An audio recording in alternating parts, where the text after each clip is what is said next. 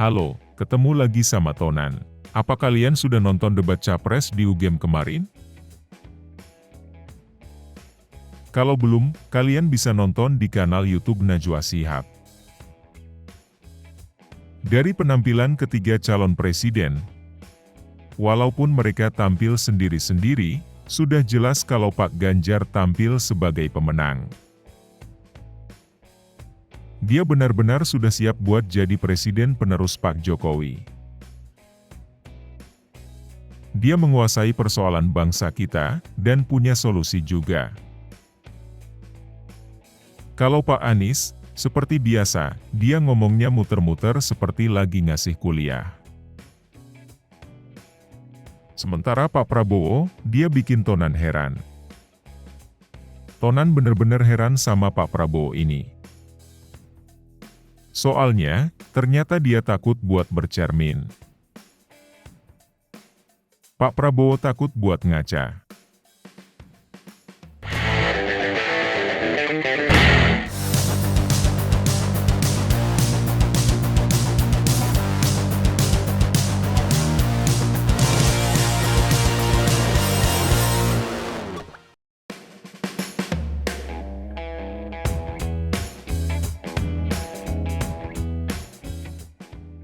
Acara debat Capres yang dipandu Mbak Najwa Shihab di UGM bagus banget.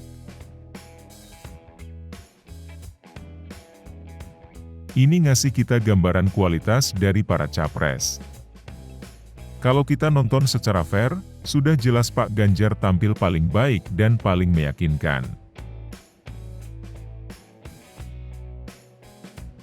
Kalau Pak Prabowo, sudah jelas dia ketinggalan zaman. Pemikirannya sudah ketinggalan zaman dan penampilannya juga sangat ketinggalan zaman. Buat pidato saja, dia harus dibantu pakai podium. Sepertinya Pak Prabowo memang sudah gak bisa berdiri lama-lama. Dia harus pegangan. Kita maklum saja. Pak Prabowo memang sudah tua banget. Dia sudah berumur 72 tahun, seumuran sama kakek-kakek kita.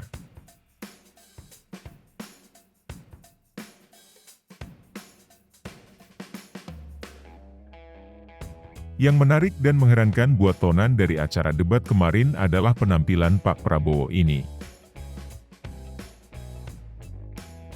Di akhir sesi, semua capres diminta sama Mbak Najwa Shihab buat melakukan refleksi terhadap diri sendiri. Mereka berdiri di depan cermin, dan bicara pada pantulan diri mereka sendiri. Pak Anies dan Pak Ganjar bisa melakukannya dengan baik. Bahkan, penampilan Pak Ganjar mengharukan. Dia mengulang pesan kedua orang tuanya. Kata mereka, jabatan jangan dikejar. Tapi, kalau sudah diberi amanah, harus dilakukan sedang sebaik-baiknya. Itu rupanya jadi pegangan hidup Pak Ganjar dan itu bisa jadi inspirasi buat kita semua. Jangan terlalu ambisius. Tapi, lakukan setiap tugas dengan sebaik-sebaiknya. Yang menarik dan mengherankan, kemarin itu Pak Prabowo gak lolos dari ujian tampil di depan cermin ini. Dia gak mau dan mungkin gak bisa berlama-lama tampil di depan cermin. Dia menolak buat berlama-lama menatap dirinya dan bicara pada dirinya sendiri.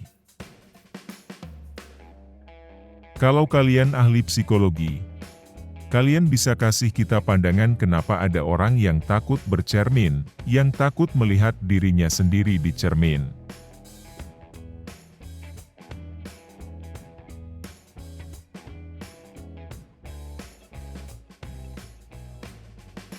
Dari hasil googling secara singkat, Tonan baru tahu kalau rupanya ada gejala yang dinamain esoptrophobia atau catoptrophobia.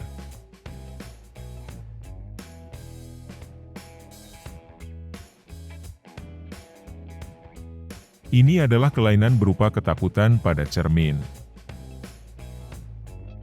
Konon, kebanyakan orang dengan ketakutan ini sebenarnya tidak takut pada cermin itu sendiri, melainkan takut pada pantulan yang dihasilkannya. Menurut William Todd dari Departemen Psikologi di University London, di Inggris, ketakutan terhadap pantulan cermin termasuk dalam kategori fobia.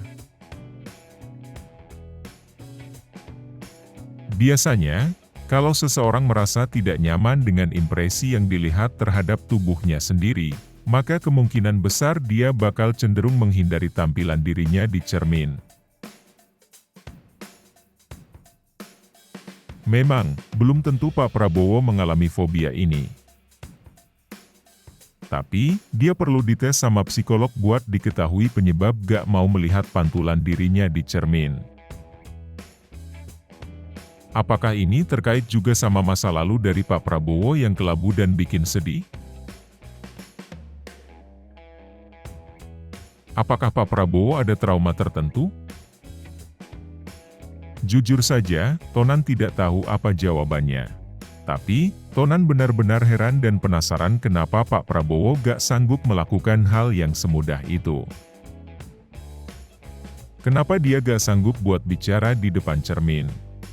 Nah, kalau menurut kalian, ada masalah apa di antara Pak Prabowo sama cermin ini? Silahkan kasih komen di bawah ini. Oke, itu saja pembahasan Tonan hari ini. Terima kasih sudah menonton sampai habis. Semoga kalian tambah dan semakin maju. Bye.